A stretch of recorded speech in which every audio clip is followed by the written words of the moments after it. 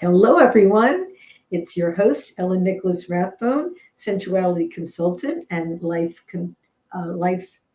dream builder and life coach, and welcoming you once again to Your Pleasure Incorporated into Daily Living. Today, I want to talk about Erolalia. Now, that's a relatively new term, but it is something that is part of the human experience for thousands and thousands of years. It is basically the sounds that we make when we are engaged in lovemaking, coitus, the throes of passion. Uh, Erolalia can sound like moans, groans, squeals of delight, even roars. It can sound like panting, whimpers. There are so many different sounds that actually emanate from the body in response to all of the beautiful stimulations that are happening to the body. The important thing to remember here is that you need to let those sounds come through. You need to let them be heard. And the reason is because if you stifle your voice, you are also stifling your body's ability to have an orgasm. Isn't that crazy? The next time that you're concerned about it and you're in the throes of passion, pay attention. When you let your voice out, it is almost like an usher to the orgasm to well up and to explode in many ways, not just through your sound. But when you stifle your voice, it actually represses the ability of the body to have an orgasm. So if the point is to enjoy what you're doing, let that voice go.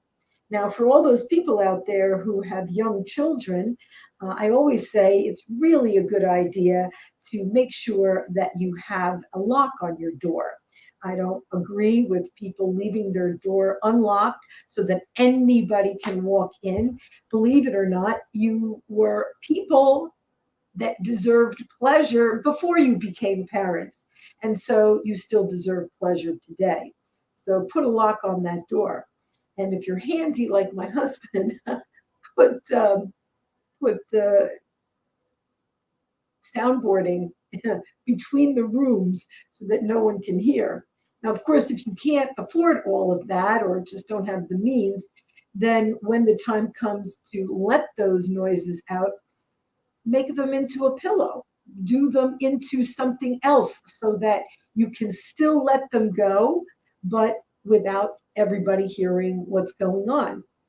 Uh, the whole point of making love is closeness, intimacy, vulnerability, allowing your true self to show through.